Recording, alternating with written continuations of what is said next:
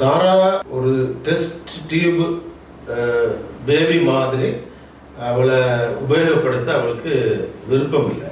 அது அவளுக்கு எப்படி ஒரு வாழ்க்கை, ஆண்டவர் கொடுத்த வாழ்க்கை இயற்கையா அமையணுமோ அதை அவ விரும்பினான். அதுதான் அவ சிரிச்சா. இந்த மாதிரி எல்லாம் நடக்குமா? ஆபிரகாமுக்கு பலன் உண்டாகி அது நிமித்தமா எனக்கு சந்தோஷம் வந்து நான் ஒரு நார்மலா ஒரு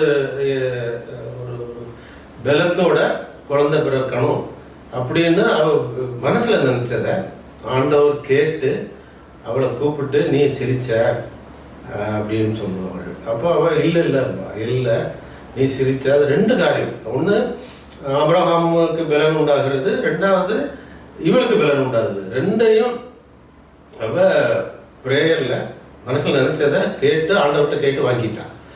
அப்போ அது சிரிச்ச உடனே அவரு அதுதான் அதையே அவளுக்கு பரிசா கொடுத்துட்டார். ஈசாக் அப்படின்னா நகைப்பு, சிரிப்புன்னு அர்த்தம். அப்போ அப்படியே அந்த அவளுக்கு கேரக்டர் மாறுதுன்றதுனால ஒரு பெரிய ஒரு ஒரு சத்தியம் முதல்ல வெளிப்படுது. நம்ம அதை இப்போ விரிவாக பார்க்க போகிறோம்.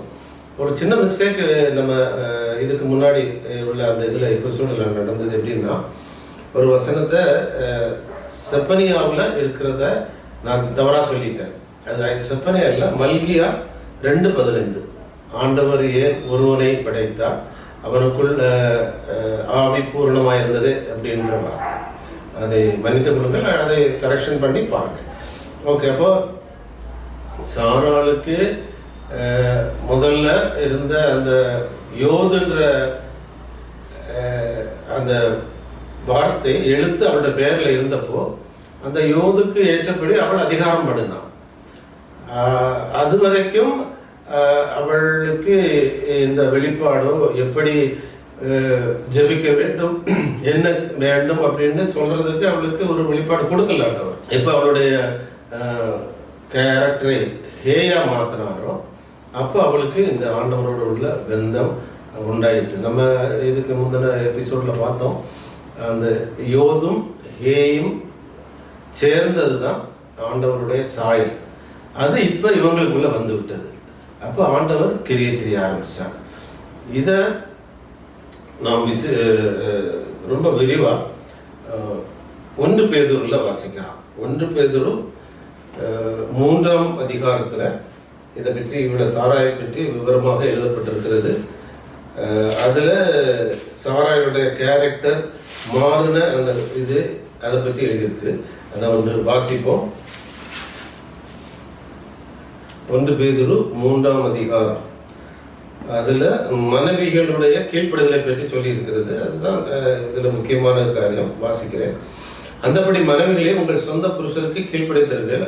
அப்பொழுது அவர்களின் யாராவது திருவசனத்துக்கு கீழ்ப்படியாதவர்களாக இருந்தால் பயபக்தியோடு கூடிய உங்கள் கற்புள்ள நடவடிக்கையை அவர்கள் பார்த்து போதனையின்றி மனைவிகளின் நடக்கையினாலே ஆதாயப்படுத்திக் கொள்வார்கள்.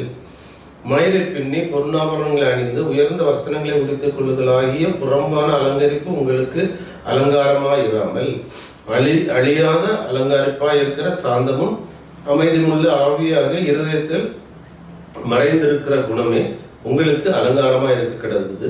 அதுவே தேவனுடைய பார்வையில் விலையேறப்பட்டது. இப்படி பூர்வத்தில் தேவனிடத்தில் நம்பிக்கையா இருந்த பரிசுத்தரிகளும் தங்களுடைய புருஷர்களுக்கு கீழ்ப்படிந்து தங்களை அலங்கரித்தார்கள். அந்தபடியே சாராள் ஆபிரகாமை ஆண்டவன் என்று சொல்லி அவனுக்கு கீழ்ப்படிந்திருந்தாள். நீங்கள் நன்மை செய்து ஒரு ஆபத்துக்கும் பயப்படாது இருந்தீர்களானால் அவளுக்கு பிள்ளைகளா இருப்பீர்கள். இப்ப மனைவியோட கீழ்ப்படிதலை குறித்து சாராள் மூலமாக நடந்த அந்த விஷயத்தை ஆண்டவர் தெளிவா எல்லாருக்கும், எல்லா பெண்களுக்கும் எழுதி வைத்திருக்கிறார். ஆண்டவர் ஒவ்வொரு கணவனுக்கும் அவனுடைய மனைவியிடம் ஏதோ ஒன்றை கொடுத்து வச்சிருக்கிறார். இப்போ ஆதாமும் ஏவாளும் சேர்ந்தது ஆதாம். இப்போ ஆதாமுக்கு அவளிடம் இருந்து சில காரியங்களை பெற்றால்தான் அவன் முழுமையான மனுஷன். அவளை நேசித்தால் தான் அது கிடைக்கும். அதுபோல அவளும் ஆதாமை கீழ்ப்படிந்தால்தான் அது நடக்கும். அதுதான் ஆண்டவருடைய பார்வையில வெளியேறப்பட்டது. அப்படி சாராள் அதுவரைக்கும் கீழ்ப்படியாமல் இருந்ததினால ஆண்டவர் அவர்களுக்கு 100 வயசு வரைக்கும் குழந்தை பாக்கியம் கொடுக்கவில்லை. அது அவர்களுக்கு இதை புரிந்து கொள்ளும்படியா, இவர்கள் அதை ரிசீவ் பண்ண முடியாது. இவர்களை ஆபிரகாம் அந்த தேசத்தை விட்டு வரும்போது அவனுக்கு வயசு 75. அப்போது தானே அவன் ஜெபித்து உடனே குழந்தையை கொடுத்திருந்தால் இந்த சம்பவம் நடந்திருக்காது. அவர்களோடு தேவனை மகிமைப்படுத்துகிற, அவர்களுக்கு தேவ சாயல் உண்டாயிருக்கிற ஒரு சுபாவம் உண்டாயிருக்க வாய்ப்பில்லை. அதனால் ஆண்டவர் டிலே பண்ணார், இவங்களுக்கு கற்றுக் கொடுக்க வேண்டும். அப்ப அது ஆதாமுக்கு ஆபிரகாமுக்கு தேவையான அந்த ஒரு காரியத்தை மனைவி மூலமாக ஆண்டவர் செய்ததை நாம் வாசிக்கிறோம். அவளுக்கு வெளி உள்ள அலங்காரத்தின் நிமித்தமாக கணவனை கீழ்ப்படுகிறது அல்ல, அமைதலும் சாந்தமுமாய உள்ள இருதயத்திலே மறைந்திருக்கிற குணம், அந்த குணத்தை அவளுக்கு கொடுத்து அதை வெளிப்படும்படியாக ஆண்டவர் உதவி செய்தார். அது அந்த குணம் வெளிப்படாமல் இருந்திருந்தால் அவர்களுக்கு உள்ள அந்த யோத் அண்ட் ஹே, அதாவது தேவ சாயல் முழுமை பெற்றிருக்கிறது. அவள் ஒரு ஆகாருக்கு குழந்தை கொடுத்தது போல ஒரு குழந்தை கொடுக்கிற பாத்திரமாய் தான் இருந்திருப்பாள். அது அவள் கேட்டு வாங்கின அந்த காரியம் அவளுக்கு ஆண்டவர் உள்ளத்திலே கொடுத்த வெளியே உள்ள அலங்காரமா இல்லாத ஒரு கேரக்டர். இது நாம் விசேஷமாக ஒவ்வொரு திருமணமான பெண்களும் அறிந்து கொள்ள வேண்டும். உங்கள் கணவனுக்கு ஆசீர்வாதம் உண்டாகும்படியாய் உங்களுடைய இருதயத்திலே சாந்தமுமாய ஒரு குணத்தை ஆண்டவர் வைத்திருக்கிறார்.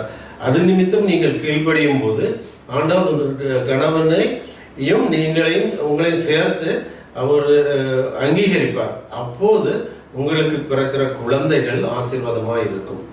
இதை நாம் அறிந்து கொள்ளாமல் வெளியான அலங்காரமாய் நம்ம கணவனை திருப்திப்படுத்துகிறதுனாலே இது ஆண்டவர் விரும்புகிற காரியம் நடக்க முடியவில்லை. இதை விசேஷமாக நம்ம எதில் பார்க்கலாம் என்றால் திருமணத்தின் போது. திருமணத்தில் ஒரு ஆண் மகனுக்கு ஒரு பெண்ணை திருமணம் ஏற்பாடு பண்ண அவர்கள் யோசிக்கும் போது பேசும்போது என்ன செய்கிறார்கள் என்றால், முதலாவது அந்த பெண்ணுடைய ஒரு வேல்யூ அவர்கள் வெளியே கொண்டு வருவதில்லை. அவர்கள் பெண்ணோடு சேர்த்து வெளி அலங்காரமான சில பொருட்களை கொடுத்து அவளுடைய இம்பார்ட்டன்ஸை கெடுத்து விடுகிறார்கள். அவளுக்கு நல்ல நகை போட்டு உலக பிரகாரமான ஆசீர்வாதமான பொருட்களை கொடுத்து, அவள் படித்த நிமித்தமாக அவளுக்கு ஒரு நல்ல வேலை, அது நிமித்தமாக பணம், அது மாத்திரமல்ல அவளுக்கு சமூகத்தில் ஒரு அந்தஸ்துள்ள ஒரு பொறுப்பு, இதையெல்லாம் பார்த்து தான் ஒரு மணமகன் ஒரு பெண்ணை கல்யாணம் பண்ணுகிறான். அப்படி என்றால் அவன் அவளை நேசித்து அல்ல, அவளுக்கு ஸ்திரீதனமாய் அவளுக்கு பரிசாக கொடுக்கிற அந்த பொருட்களை இச்சித்து அவளை கல்யாணம் பண்ணுகிறார். ஆண்டவர் சொன்ன 10 கற்பனைகளும் பெரிய முக்கியமான கற்பனை, பிறருடைய எதையும் இச்சிக்காதே.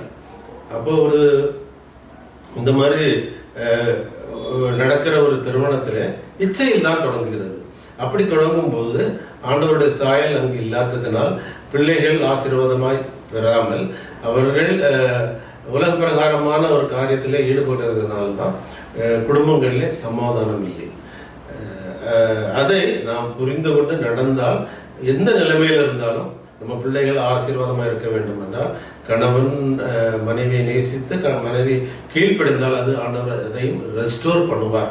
அதுதான் அவருடைய விருப்பம். காரணம் இந்த சாயல் தான் நேசிக்கிற கீழ்ப்படுகிற சாயல் தான் கர்த்தாவு நம்மை காண விரும்புகிறார், நம்மோடு இடைபெற விரும்புகிறார். இது நிமித்தமாக ஆண்டவர் அடுத்தது இவர்களுக்கு கொடுத்த அந்த ஈசாக் அவன் ஆசீர்வதிக்கப்பட்டான். அவன் இயேசு கிறிஸ்து வருவதற்கு அவன் மூலமாக, ஆபிரகாம் மூலமாக, ஈசாக் மூலமாக இயேசு கிறிஸ்து அவங்க இந்த வம்சத்தில் வருவதற்கு ஒரு சீடாய், ஒரு ஆண்டவருடைய சாயலாய் இவன் தன்னை ஒப்பு கொடுத்த போது இவரில் ஆபிரகாமில் இருந்து சீடு வந்தது. சீடுன்னா கர்த்தர் விரும்புகிற, ஆண்டவருடைய சாயலாய் இருக்கிற, யோதன் ஹேயோ சேர்ந்த, பிதாவும் புத்திரனும் சேர்ந்து இருக்கிற அந்த சாயல் தான் சீடாக மாறி இவனுடைய ஆபிரகாமனுடைய சந்ததியிலே கிறிஸ்து வந்தார். அதை ஆண்டவர் உண்டு பண்ணுவதற்காக ஆதாமிலிருந்து ஆபிரகாம் வரைக்கும் காத்திருந்தார். அதுக்கு முன்பாக இப்படி ஒரு தேவ சாயலை உண்டு பண்ணுகிற ஒரு சந்ததி ஆண்டவருக்கு கிடைக்கவில்லை. அதனால்தான் இவ்வளவு 2000 வருஷம் கழிச்சு தான் ஆண்டவர் அதை செய்ய முடிந்தது. அப்போ அது தான் ஒவ்வொரு கணவன் மனைவியிடத்திலே ஆண்டவர் எதிர்பார்க்கிறார். இப்போ சாராலும் கீழ்ப்படிந்து அவள் அதை ஜபித்தது அவருக்கு ஒரு பெரிய ஒரு வெளிப்பாடு. எப்படி என்றால், ஆபிரகாமுக்கு ஆண்டவர் ஒரு பேரை மாற்றி இருப்பார். எப்படி என்றால் ஆபிராம்னா ஒரு ஆளுக்கு அவன் தகப்பன், ஆபிரகாம் என்றால் சந்ததிகளுக்கு தகப்பன்.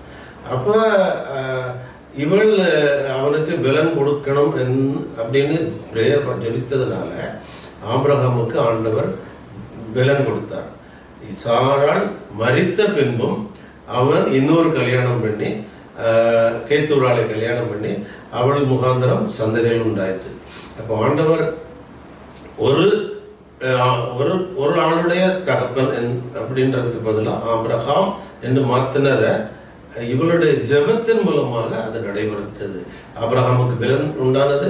அது இவளுடைய மரணத்துக்கு பின்னும் அவன் இன்னொரு திருமணம் நடந்து கிட்டத்தட்ட 35 வருஷம் கூடுதலாக அவன் ஜீவித்து அவன் சந்தைகளை உண்டு பண்ணுகிற பலன் அப்போது உண்டானது.